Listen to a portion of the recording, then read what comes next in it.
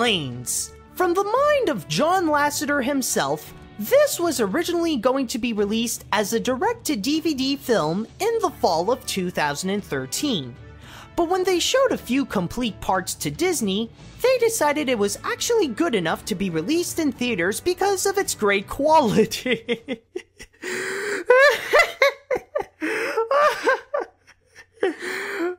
Oh, I'm sorry, I just couldn't say that with a straight face. I mean, we all know why they made that shift. There is nothing quite as wonderful as money. There is nothing quite as beautiful as cash. So with that said, did the crew of the movie had their head in the clouds while making this? Or was that shift made because there was actually more to it? Let's find out. The story. Stop me if you've heard this one. There's this crop-dusting plane named Dusty who dreams to be a racer, but everyone doesn't really believe in him because of the kind of plane he is. Suddenly, after a bit of luck, he finds himself in the big race with all the champion planes to race around the world.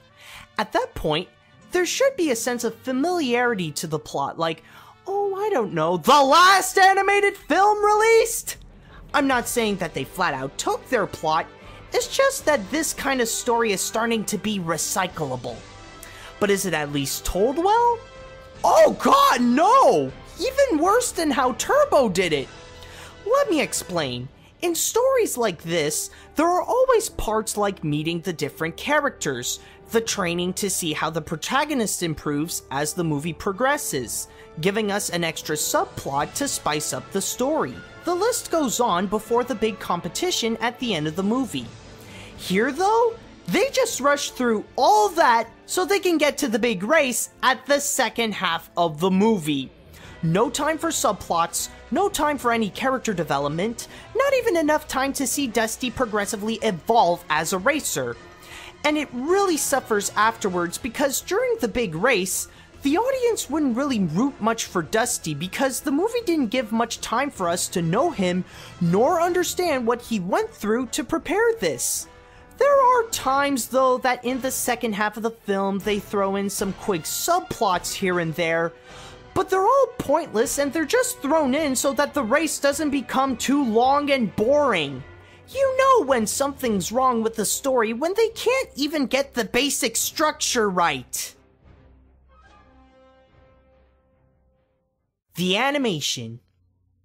This may be obvious, but as a little reminder that this wasn't made by Pixar themselves. This was actually done by Disney Toon Studios, the ones responsible for almost all the Disney sequels that nobody asked for and all the Tinkerbell movies.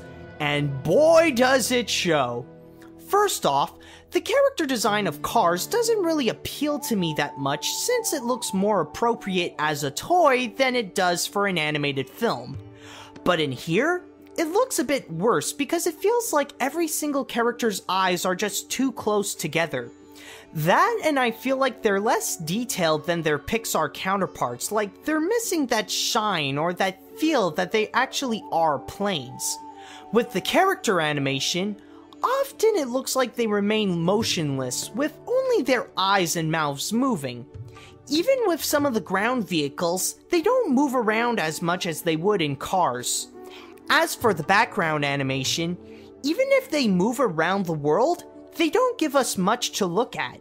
I mean, take a look at Cars 2. I know it's considered Pixar's worst film, but to its credit, it does have some nice animation, and with every place they go to, like Japan, Italy, or London, they made the environment so immersive that it feels like I'm actually there. In Planes, though, they didn't even try to get that immersive feeling with each country they go to. However, with all that said, I'm not going to say that the animation's bad. In fact, for what it is, it's pretty good. Sure, they didn't work as hard as Pixar making this, but the quality is quite decent, and many of the flying scenes look pretty nice. Which really helps, considering that they take about 90% of the movie, so at least it's enjoyable to look at. The animation is good by itself, but it's pretty clear that it ain't no Pixar. characters. Because of the fact that the movie didn't give itself time for any character development, the characters end up being all not only one-dimensional, but even one-off jokes. This is the case with almost all the side characters, like from the farm where Dusty's from. There's Chug, who's his idiot friend, and Dottie, who's the more realistic one and always tells Dusty to be careful. At the race, some of their one-off joke is regarding their nationality, like El Chupacabra is the Pepe Le Pew style luchador, and Bulldog is the British who doesn't want to show his soft side. Other planes in the race are just used as the basic characters that have nothing else on them, like Rochelle is Chupacabra's love interest, and Ishani is kind of Dusty's, I think, while Ripslinger is the straight-up bad guy defending champion who just wants to win with his henchmen Ned and Zed. And then there's the main character, Dusty, the underdog crop-dusting plane who would show the world of what he's capable of despite not being built to race while helping out his friends both old and new. Unfortunately, that's all he is, an underdog hero. The movie doesn't even tell us more about him other than he wants to be a good racer. But then there's Skipper Riley, Dusty's old mentor and the one who teaches him to fly like a racer. He's considered a war legend around his place, who never went up the skies ever since the war. As the movie would progress, it would go deep into his past during his war days and would explain why he never flew. On one hand, he seems like a copy of Doc Hudson from Cars, but he is the most interesting and most developed character of the movie. The characters are very simple and easy to describe, but the problem is, they shouldn't be.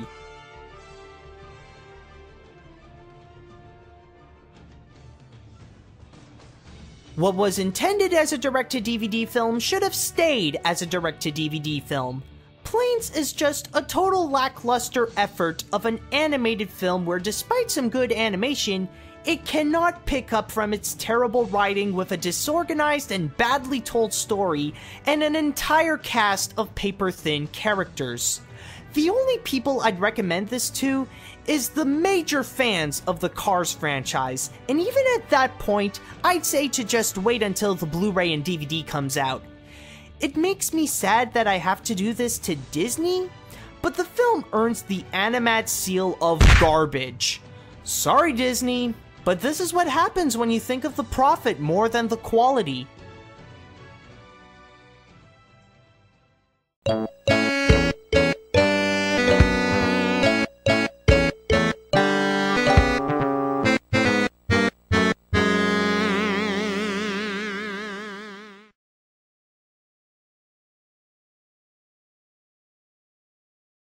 What's your deal? I'm done with this! Michael, what are you doing? I'm done with it! Michael! Michael, don't!